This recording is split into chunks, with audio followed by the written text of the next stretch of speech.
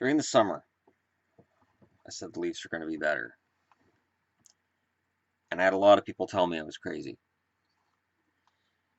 I said they were going to finish well above 30th. There's no way they're going to finish last in the league again. But people say I was crazy.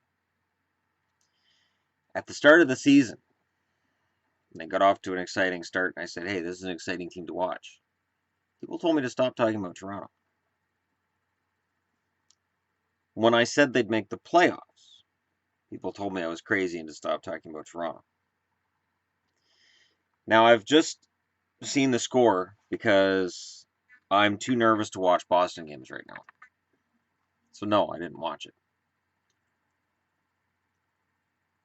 And I've had kind of an emotional day, unexpectedly emotional day. So, I didn't do the interview I talked about, which, from all accounts, it looks like the women's hockey team, the U.S. women's hockey team, is going to work this out anyways, the 11th hour.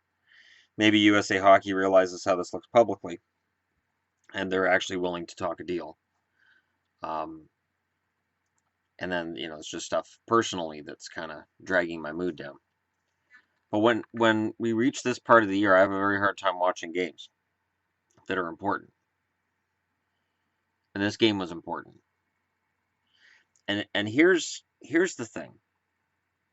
During the summer, when Freddie Anderson was traded to Toronto, I said this was a great deal.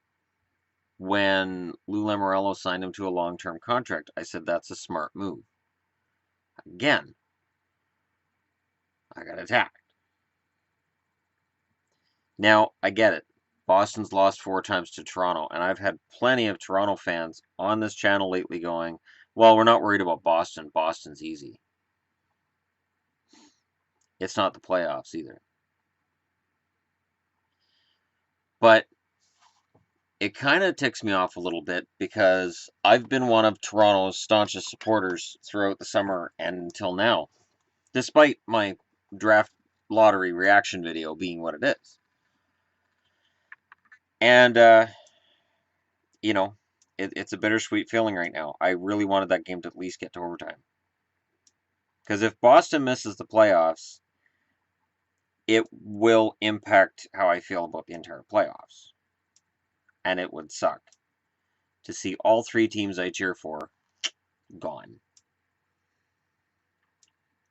And it would leave the team I'm cheering for as Ottawa. And as much as I would love to say Ottawa's going to go on a long run, I don't see them going on a long run. Toronto made all the right moves. They made all the right moves. And some of the people who've been, oh, look, we're going to make the playoffs. Yeah, we're great.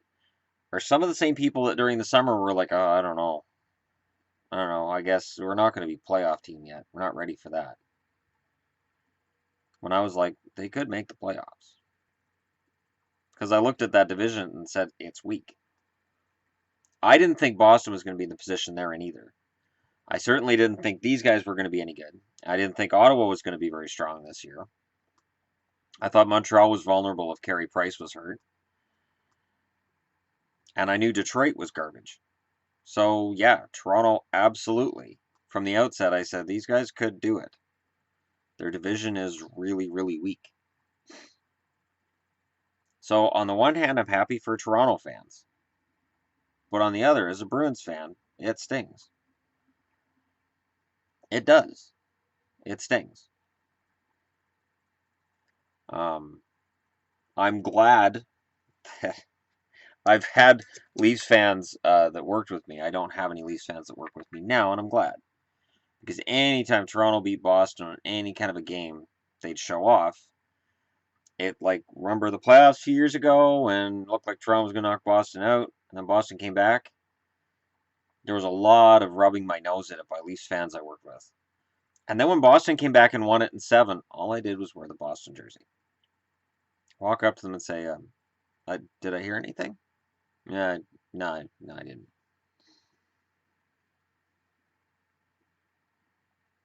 And then I might have said something along the lines of, it's a nice comfy jersey I got on.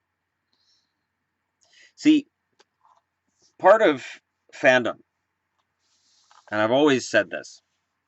So let's say Boston misses the playoffs. Let's just go on that, and they could. They absolutely could. They've lost some key games lately. The Edmonton one really stung, and this one stings. The day after they're eliminated from playoff contention, I wear their jersey. I'm still wearing Dallas. I don't know if anybody's noticed, but I still wear Vancouver frequently in videos. And I wear them out in public.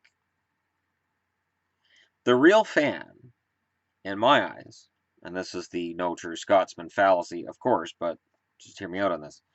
To me, when you're a fan, if your team wins, you're a fan. If your team loses, you're a fan. To me, I'm realistic. Is Boston going to win a cup? No. Have I said Boston's going to win a cup? No. It's the best I've felt about them since 2013, but did they win a cup that year? No. They ran into a superior Chicago team and fell apart. Tuukka Rask is not playing well enough to win a cup. I know that. I'm well aware of that. And if that offense dries up again, and Freddie Anderson stopped a lot of shots tonight, if that starts getting into Boston's heads, they won't last in the playoffs. It's funny though, because a lot of comments I get are that I'm more mature than other Bruins fans or Canuck fans, and I don't know if I am or I'm not, and I'm not going to say one thing one way or the other. But to me, my fandom isn't affected by whether or not they win or lose. It still feels like my heart gets ripped out every time they lose a big game. That doesn't change. So for Vancouver and Dallas, it doesn't feel that way because they've been losing big games since October. So once December rolled around for both, it was like, all right, well, we're good. And in Vancouver's case, I had no expectation of them making the playoffs from the outset this season. I was realistic. Other Canuck fans, less realistic. There was a lot of, well, we're a wild card team, and I'm like, no. And you're not better than any of the California teams. So when you're already behind 3 California teams, and they are behind the Kings, and I said Calgary is going to be better, and Edmonton's going to be better, what's left? Arizona. You're better than Arizona. Golf claps. But it's, it's rough. It's rough because I watched maybe 5 minutes of that game and I was like, I can't do this. My heart gets in my throat and I get really anxious, really excited, and I can't do it because I get really upset when they lose. It's part of the reason why I enjoyed the 2011 Stanley Cup final, because it was Vancouver-Boston, so I could just enjoy it as good hockey. And then the hockey was shitty, and then they were fighting. And then I really wanted Vancouver to win, so it stopped being as enjoyable as it was earlier in the series. And after Game 6, I was like, well, Boston just won it. And I still had Canuck fans, oh, no, we're going to win this. I'm like, based on what? Which part of the game are you winning? Offense, defense, or goaltending? Because the answer to that is Boston, Boston, Boston. So, in terms of tonight's game, the Leafs, I really hope Leafs fans will get off Freddie Anderson's back.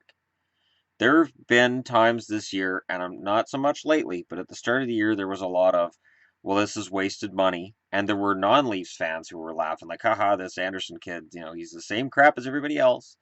I even saw one person, I don't know if it was on the channel or if it was somewhere else, where I saw he's just another Toskala. And I'm like, holy crap, he's not Vesa Toskala. Although Vesa Toskala was a decent goaltender until he got to Toronto, and all that losing got to him. He was a decent goaltender in San Jose, and it just fell apart in Toronto.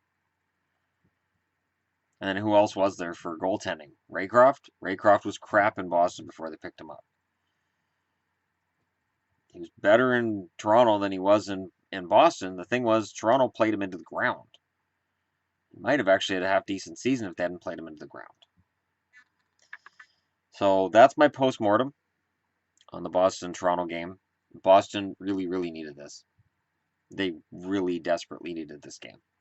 They at least needed a point. Because Tampa's still coming. And now Tampa could be looking at knocking out Boston. Because the Metro teams are safe.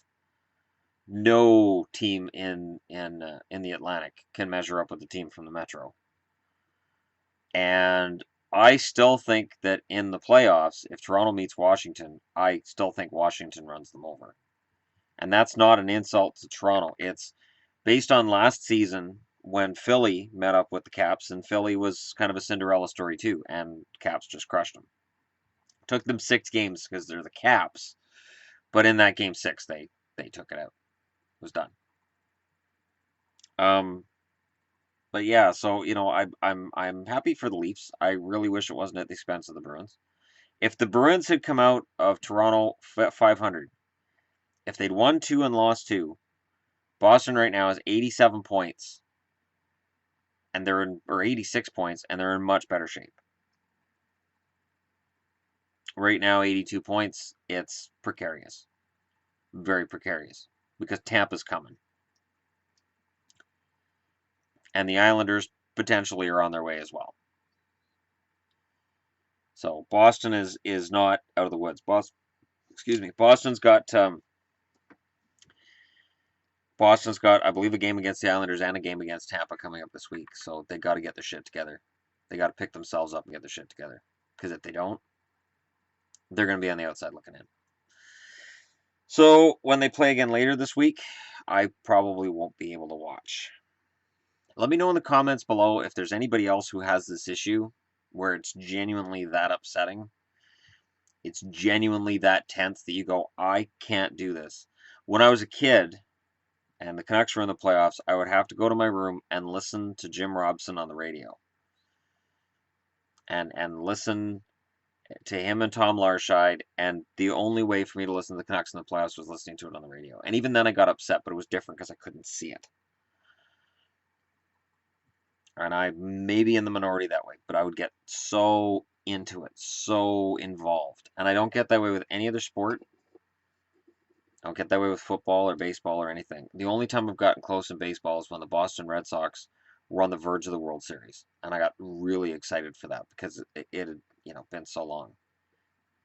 So let me know your stories in the comments below. Don't forget to hit like and subscribe if you're browsing through here.